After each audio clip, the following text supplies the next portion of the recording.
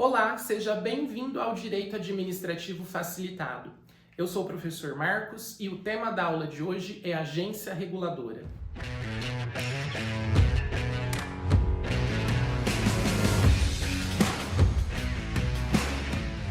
Conforme nós já vimos em aulas anteriores deste canal, as autarquias são pessoas jurídicas de direito público e, portanto, possuem personalidade jurídica própria.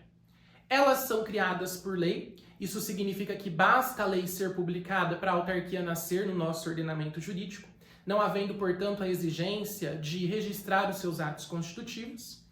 Possuem capacidade de autoadministração e são criadas para a descentralização de atividades típicas de Estado, como, por exemplo, o exercício do poder de polícia. Ocorre que algumas autarquias são classificadas pela doutrina como autarquias especiais, na medida em que elas recebem da lei uma maior autonomia daquela autonomia conferida às demais autarquias. Essa maior autonomia, ela provém de pequenas mudanças na sua condução, de modo que, por exemplo, suas decisões são definitivas na esfera administrativa e há um regime diferenciado para a nomeação dos seus dirigentes. Isso porque os dirigentes, ao contrário do que ocorre nas autarquias em geral, que são cargos comissionados, cargos em comissão, nas autarquias especiais, os dirigentes são nomeados mediante uma aprovação legislativa prévia, além de exercerem um mandato fixo, ou seja, por um período pré-determinado, previamente estabelecido em lei. Como exemplos dessas autarquias especiais, nós podemos destacar a USP, a Comissão de Valores Mobiliários, o Banco Central e as agências reguladoras. Agora, portanto, nós já somos capazes de conceituar as agências reguladoras.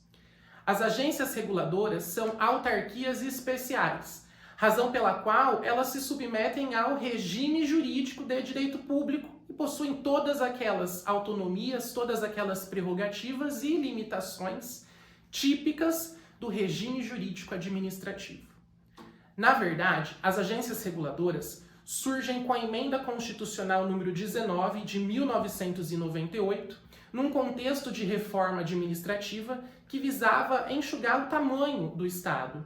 Ou seja, elas surgem num momento em que o Estado diminui a sua intervenção direta na economia, mas acaba ampliando, aumentando a sua intervenção indireta, por meio, por exemplo, da regulamentação de atividades econômicas. O Estado, nesse sentido, não explora a atividade econômica, mas dita as regras, estabelecem parâmetros e limites para que essa atividade econômica seja explorada, por exemplo, por um particular.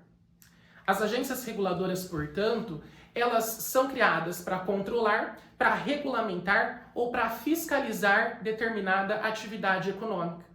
E por essa razão, elas exercem o poder de polícia, como, por exemplo, acontece com a Agência Nacional de Saúde e com a Anvisa. Também as agências reguladoras podem regular e controlar atividades econômicas como a Anatel e a ANEEL, ou mesmo praticar o fomento, a exemplo do que ocorre com a atuação típica da Agência Nacional do Cinema. Acontece que a Constituição Federal, quando estabelece, por exemplo, os monopólios da União, ela prevê a criação de um órgão público. Essa previsão pode ser encontrada, por exemplo, nos artigos 21, inciso 11, e também no artigo 177, parágrafo 2º, inciso 3 da Constituição Federal. Notem que a Constituição determina a criação de um órgão para a regulamentação dessas atividades econômicas.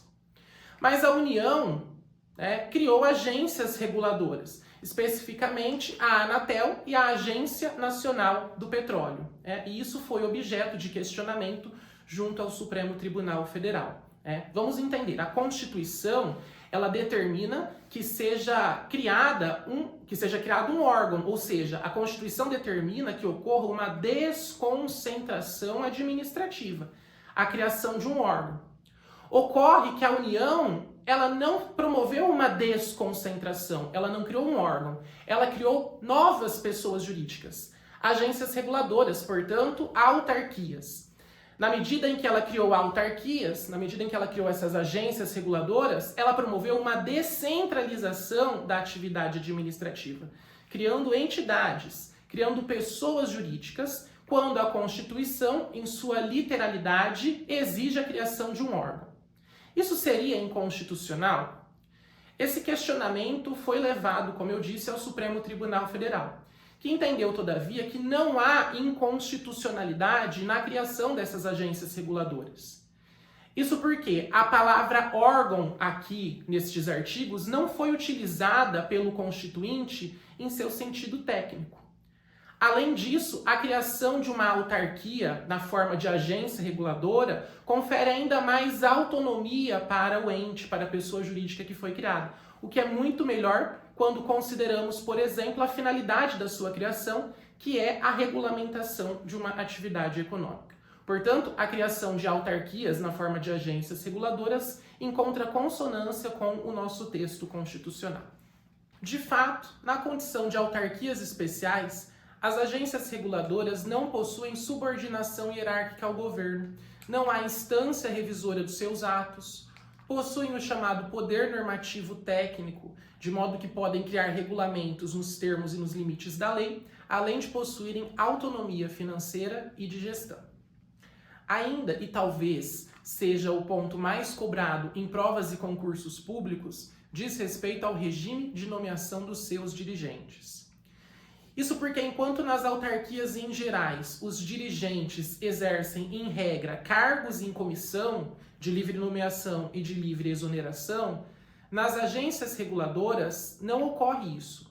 Porque eles são nomeados pelo presidente da República com a aprovação do Senado Federal, conferindo uma autonomia ainda maior, porque eles exercem mandatos fixos de 5 anos, de acordo com a Lei 13.848 de 2019, apenas podendo perder o cargo nos casos de renúncia, processo administrativo disciplinar em que seja assegurado o contraditório e a ampla defesa, ou sentença judicial transitada em julgado.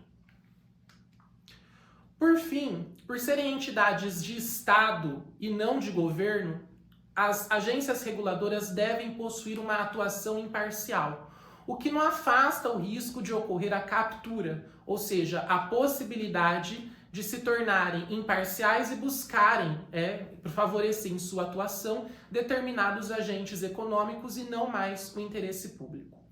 No Brasil, em razão do cenário de acentuada corrupção, o risco de captura é ainda maior. Para tentar evitar a captura das agências reguladoras, existem poucos mecanismos, poucos instrumentos. Em termos de legislação, nós temos a previsão da quarentena, que impede que o dirigente, quando do término do seu mandato, atue no setor regulado pela agência reguladora no prazo de 6 meses. Eu espero que você tenha gostado da aula de hoje. Não se esqueça de curtir, comentar e compartilhar. E nós nos vemos na próxima aula. Até lá!